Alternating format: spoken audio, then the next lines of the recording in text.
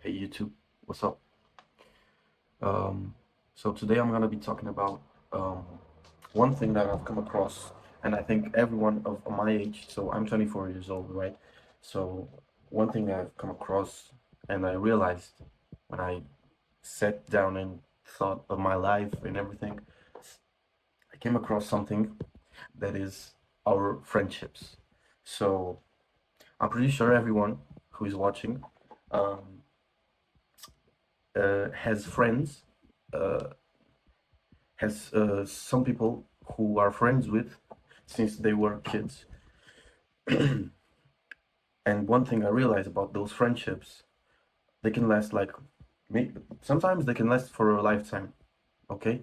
But one thing I realized, when you get to a point in your life, let's say in your 20s, as I am right now, you start to realize, I'm not going to say most of them, but some of your friendships are not based on basically things you have in common with that person, are simply connections you made when you were a kid. So when you were a kid, it's a lot easier to make friends, uh, and you don't have to have so many things in common, let's say, to be friends with someone. It's like, oh, you like that toy too? Yeah, I'm into Pokemon or Beyblade or whatever, and you start talking with them and you become friends. Those relationships, they grow, and you as a person, you grow and your friends grow, and inevitably, you get to a point, and as I was saying, you get to a point when you realize, hold on, I don't have nothing in common with this person. Like, how am I friends with this person? And you start to think to yourself, and you really go deep into it, like, man, we don't have the same goals in life. We don't have, for sure, we have don't have the same drive in life. Uh, this is not to say like, oh, look at me, I'm so good, I'm so perfect, nobody's like me. No, it's not. I'm pretty sure there are lots of people like me, but me personally, my friends, I think, um, and this is really sad. This, guys, this is a really sad realization you come to. It's not a thing I say lightly at all, like at all, because you have a love for your friends. They're in your heart. That's not a doubt. It's not that. That's not the point. The point is, the only thing keeping that friendship is the fact that you made it 20, 15 years ago. Because if you sat down and really look into what do these two people, let's say two people, me and friend A, have in common, you start to see that you have nothing in common, like nothing. And nobody's gonna watch this, so I can be completely honest.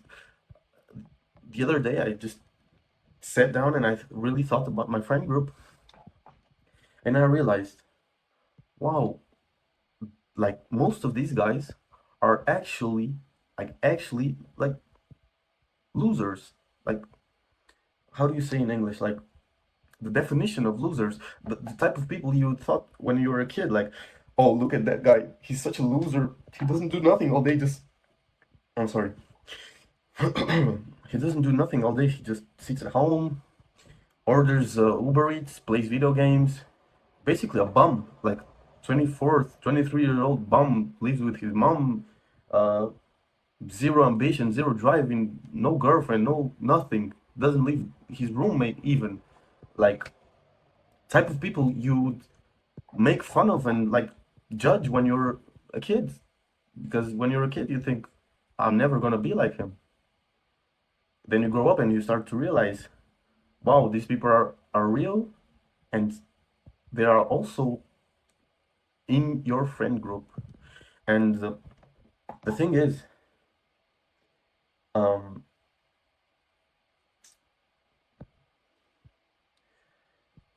there is one big truth that I've heard, and I've always say that you can't save someone who don't want to be saved.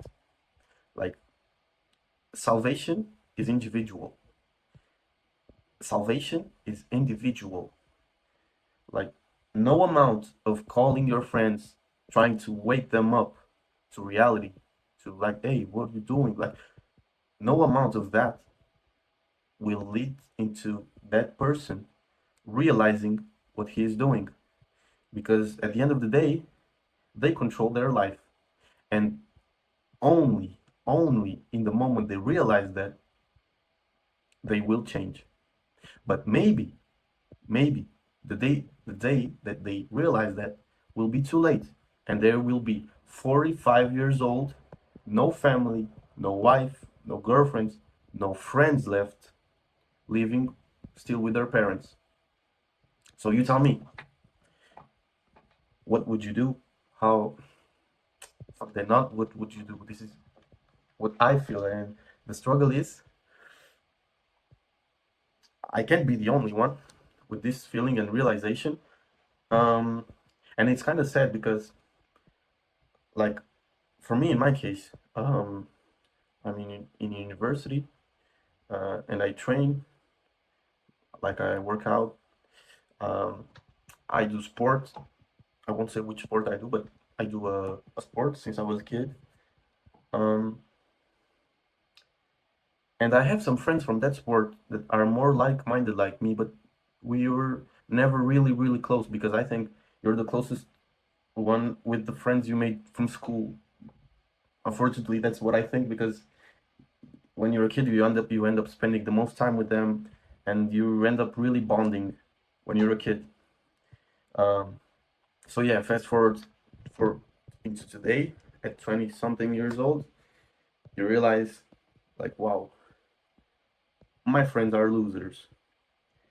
So yeah, actually, this is recent, like when I came to this specific conclusion, but I almost came to this conclusion some years ago, more recently, and I tried since then, like very frequently. I tried to wake them up, like which one of everybody has problems. Everybody, nobody's perfect. I have my problems. The person who is watching you have your problems, and my friends also have their problems. And from some and for some years now, I have been trying to lead them on a better path, let's say, because me too, I've been on the wrong path. Like, I used to be like fat, um, no female attention whatsoever. I was, I, I wasn't like bullied, but yeah, I didn't have many friends. I had like two or three cool ones, close ones, but yeah, I was also like the class clown because maybe that's like a defense mechanism when you're fat. Like, you have to be funny because why would anybody talk to you if you are fat and not funny? But yeah, for me, the thing was, I it's clicked in my mind early. So I was like 15, 16, and I lost weight, started working out, improved myself as a person, and my life changed drastically. Like, I cannot tell you how much difference it made. Like, it's from night and day. And I have my own problems from that too, because when you spend most of your life as a loser and you suddenly, uh, let's say like in 2 months, you change drastically, like physically and mentally afterwards. But yeah, when you change that fast, it also has some consequences for you, for sure, because maybe you get some attention that you craved for many years, and all of a sudden you get it like instantly and lots of it. So yeah, has its own issues. Um, yeah, but was what I was saying is, uh, what I was saying is, no amount of that will make it click in their minds, and unfortunately, it will end up at a point where you have to separate from these people because you are going in two different paths in life. And yes, this is sad, this is blah blah blah. It is what it is. You cannot have both things. You cannot choose a path for you that you know is right, and you'll get the good things and you'll do the best and get the best things, and still be with these types of people. That doesn't correlate. It doesn't add up. It doesn't. That's not how it works. You have to distance yourself from this to be here. So yeah, that is the sad realization I think you come across in your 20s.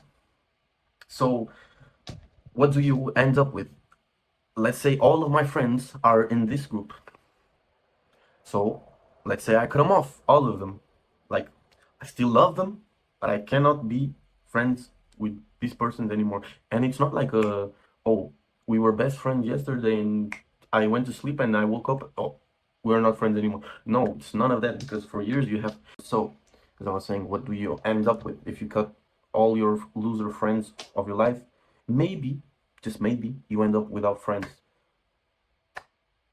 But that's not the end of the world, because I believe, in my case, I will find people more like-minded, with the same goals, with the same objectives. And yeah, it is not a sad life, it's just a sad moment, a sad phase. And I believe I'm not the only one. I don't know if this will resonate with some of y'all, but yeah, that's basically it.